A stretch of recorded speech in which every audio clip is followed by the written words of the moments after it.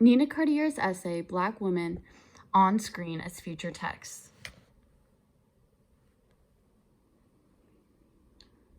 So here's some context. Nina expresses how there is major contradiction of experience being a Black individual. It's cool to be Black and magnetic, which is associated, but simultaneously no one wants to be Black because of the prejudice that comes with it. Today, our current era of Black popular culture is called postmodern or post-Black, but even before this point, it was immensely influential to the US and its popular culture, especially through music, jazz, soul, to hip-hop.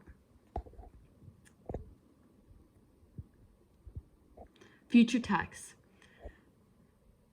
She uses future texts from Alondra Nelson's Future Texts to analyze Black women's representation on screen today. Future texts describe the compilation of contribution of ancestors, contemporaries, and future generations that help transform the texts that define Black in popular culture in a way that acknowledges and remixes the living past experience with the future to create liberating new original identities.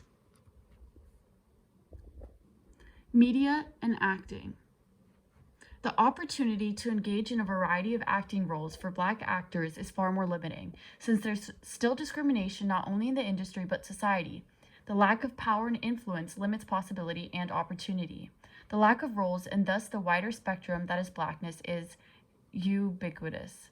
This means that due to the fact that society embraces Blackness through its surface level desirability, such as its coolness, but denies access to the same success in society, this dehumanizes what it means to be Black and creates a perspective of what one should be, using the politics of respectability, and as a result, ingrains inequality.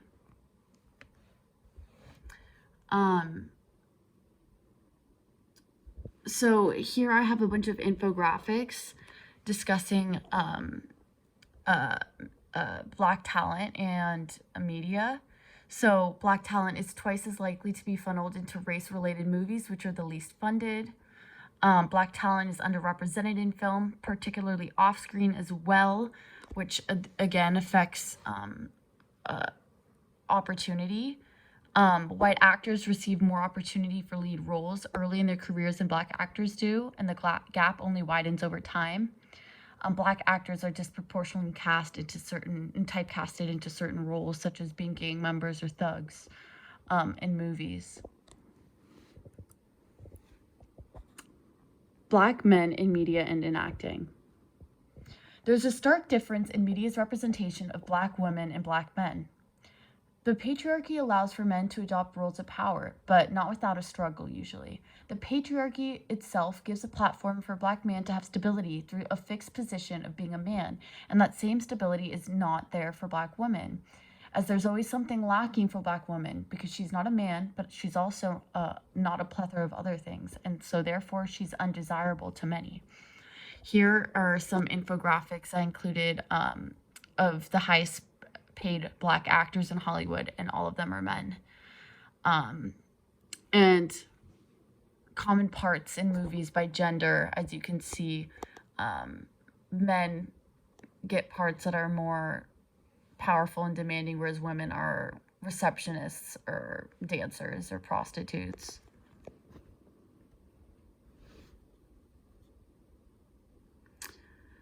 For Black women, future texts allow them to create a new Black representation in popular culture.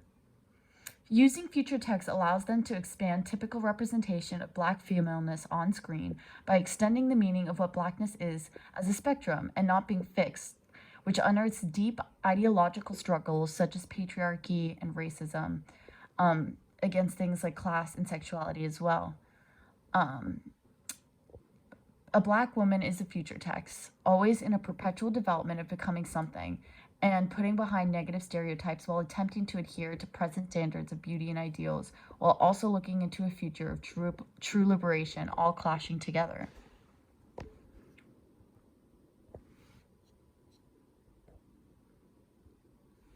Nina used Nicki Minaj as an example of a future text, as well as Olivia Pope in Scandal. So, Nicki Minaj is an example used to explain her concept of a public figure being a future text. And I also think that Cardi B is someone who can be used to explain her argument as well. Cardi B has various aesthetic influences that she borrows culturally and visually, such as Little Kim, Beyonce, Lady Gaga, and is a living example of the liminality that a future text allows for. Her embrace of the rejection of the black female trope surrounding the politics of respectability makes for her to be problematic and controversial to many. She used to be a stripper and stands for the desire of the lower class, ratchet woman's desire to succeed, and uses her sexuality without shame. She's proud of her background and past, and part of her persona is selling that same fantasy of sex on stage. Her body commodification, such as BBLs, lipo, breast implants, fillers, and her scandalous outfits and profane language in her raps helped her gain traction and popularity. That's her look and her persona as a performer. Her song WAP was a major controversy due to the extremely explicit nature of the song and the music video itself, which displays her sexuality and figure on a platform. She owns her body and sexual desires and has been very vocal about empowering other women and especially normalizing other black women to have agency over their bodies and a space to talk about sex. And she does this through music. Black male rappers have sung about their reproductive organs and sex without facing nearly as much backlash as female rappers have due to its immense normalization within the music industry especially.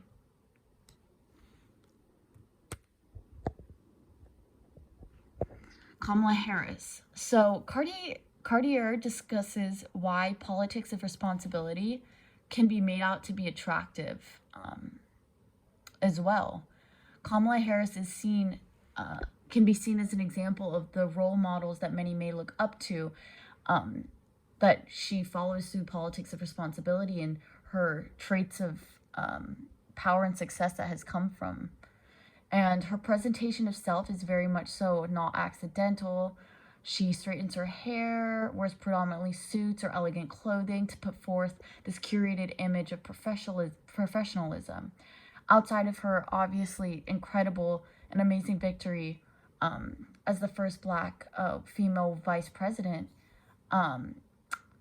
Kamala's appearance affords many opportunities that other black female candidates don't have.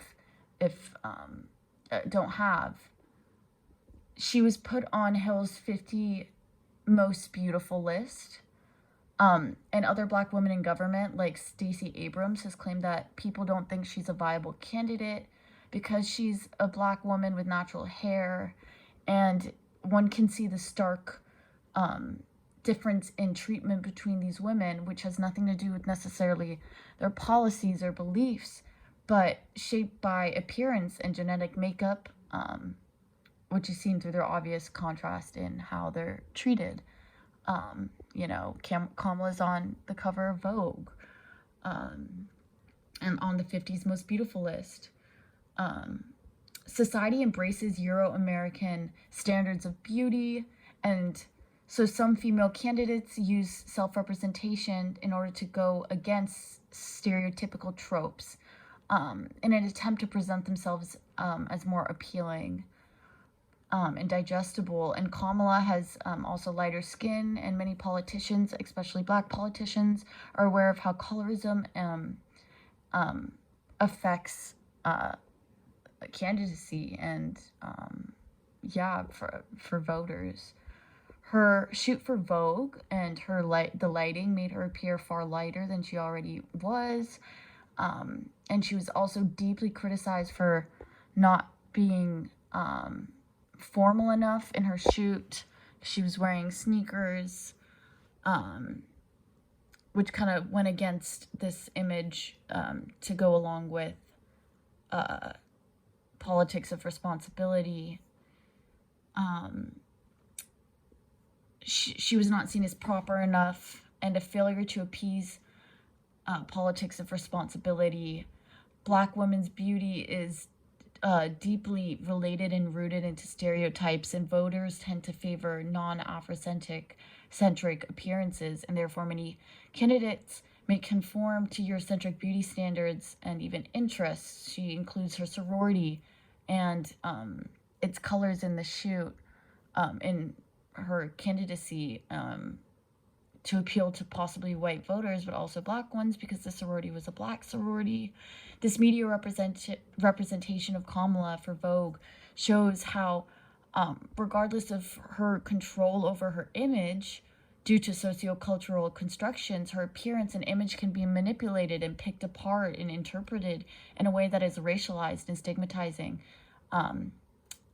especially for black professional political elites. And for black female politicians, their looks and body is as much of a discussion as political beliefs and policies.